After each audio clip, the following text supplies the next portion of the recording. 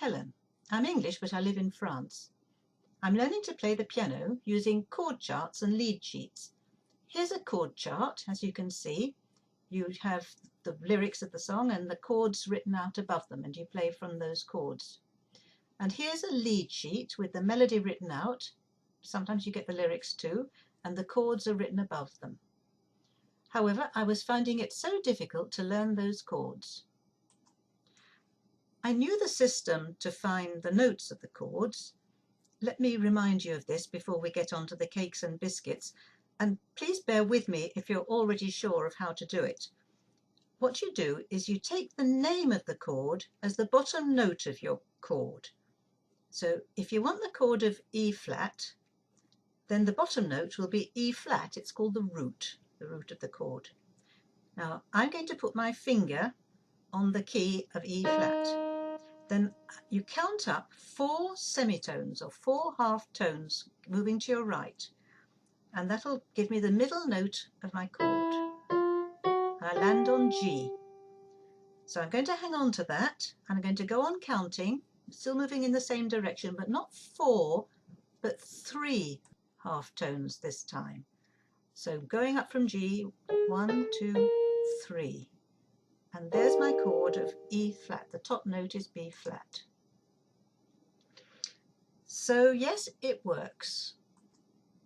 So it works, of course, on whichever chord that you choose. Let's give another example. Let's look at A flat. So I'll take A flat as the bottom note of my chord, the root, put my finger on that. 4 half tones, 1, 2, 3, 4. And then for the top note, 3 half tones, 1, 2, 3. There's my chord of A flat.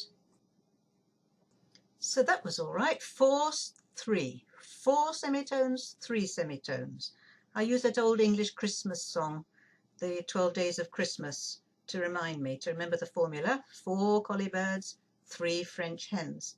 But if you don't know that song, you can just remember 4, 3. But when I had a chord sheet in front of me, I didn't have time to do the counting. Sometimes the chords come very quickly, one after the other, and change each time, and I didn't have time to do the maths. So I just needed to learn the basic chords by heart to be able to play them immediately. And that's what I was finding difficult, as I kept forgetting their shapes. But I found a way which helped me to remember the 12 major chords in their root position without doing any counting. And that's what I'm going to try to teach you now. When I have things to learn by heart, I find it helpful to link them to something that I know very well, and then the picture sticks in my mind. The sillier the picture, the more effective it is. What I needed was some silly memory tricks to help me to learn my piano chords. 2 online piano teachers were very helpful. Firstly, the amazing Karen Ramirez, who often speaks about the similarities between baking and piano playing. And the other was the headless piano teacher, Dwayne Shin, who spoke of the Oreo chord. And they gave me the idea that I needed. Suppose I link my piano chords to cakes and cookies, or cakes and biscuits, as we call them in Great Britain. So I did. Now there are common points between the chords. They can be divided into 4 groups of 3, the magic 4-3 again. So once we can put them into families in this way, things become a lot more manageable. I assigned appropriate cakes and biscuits to each family according to the colour of the keys. The first group of chords consists of chords played only on the white notes. Your fingers are completely level, no black notes at all, and these are the pancake chords, white pancakes, and for me they were the easiest to remember, C, F and G. On the piano, every other white note is pressed down, C, F and G.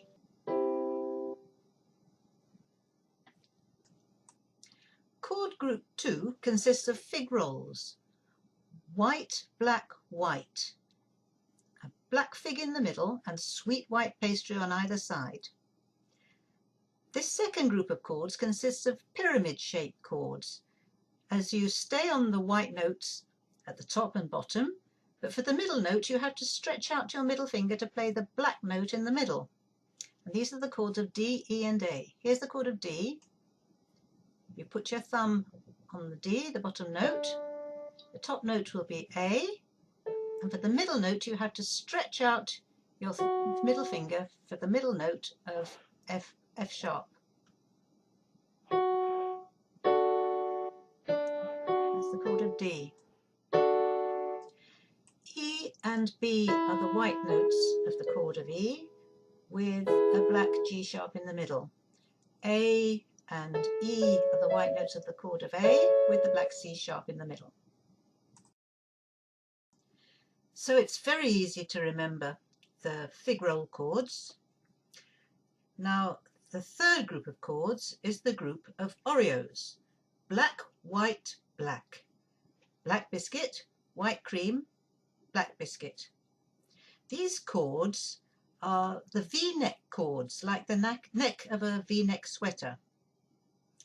The pyramid is flipped over onto its head and is now an inverted triangle. Your hand is now positioned over the black notes. The root is black, the top note is black, but the middle note is white. For D flat, you have D flat at the bottom, F and A flat. For E flat, you'll have E flat at the bottom, G and B flat.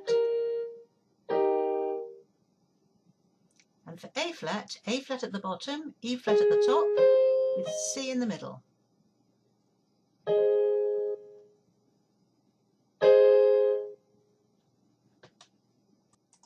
And so the Oreo chords are the chords of D flat, E flat and A flat. Have you noticed that they are nearly the same as the fig roll chords, just a semitone lower? D pyramid, D flat V neck. E pyramid, E flat V neck. A pyramid, A flat V neck. So the three Oreo chords, D flat, E flat and A flat, black, white, black, they're all flat chords. I said a little while ago that there were 4 different groups of chords, and now we come to the 4th group. There are 3 chords in this group too, and these are the cakes. Each chord has a different shape in this group. The first is the chocolate cherry tart chord. White, black, black. White pastry at the bottom, lots of lovely chocolate cream and black cherries.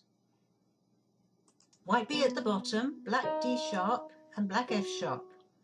How could anyone not love the chord of B? So 3 pancake chords, 3 fig roll chords, 3 Oreo chords. The chocolate cherry tart cake makes 10 chords, white, black, black. B, D sharp and F sharp.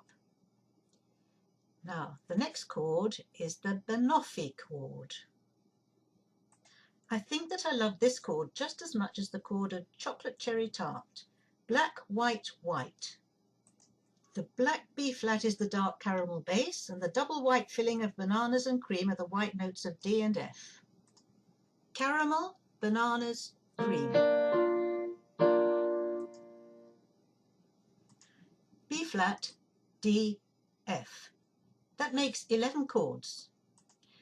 So that leaves my last chord, the chord of F sharp, which in another life is also known as G flat. This is the impressive chord as it is played on all the black notes. Black, black, black, the death by chocolate cake chord. Black cake, black cream, black icing. I used to be quite frightened of the F sharp chord. It looks so sharp and angry, but in fact there's nothing to it. It is really just as sweet and easy as the pancake chord of F. You just move your whole hand up a semitone. So the death by chocolate cake chord is the pièce de résistance, but as you can see, there's nothing to it.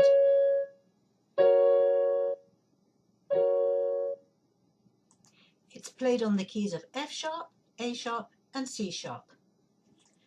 Let's just run through the 4 chord families once more. Family 1, the flat as a pancake chords, C, F and G major. Family 2, the pointy pyramid family of fig rolls, D, E and A major. Family 3, the plunging V-neck family of Oreos, D flat, E flat and A flat. And family 4, the specially shaped cakes, First the chocolate cherry tart chord of B, then the banoffee chord of B flat, and lastly the Death by Chocolate Cake chord of F sharp or G flat. So now you know the 12 chords in their root positions. The more you try them out, the better you'll get. And once you know them, you can try out the different inversions, but those and minor chords will be dealt with another day, as the shapes and the cakes and biscuits are not the same, even though the 4 families remain the same. Practice playing the 12 chords one after the other, and soon, like me, you'll be saying that major piano chords are a piece of cake. I hope this helped. Goodbye.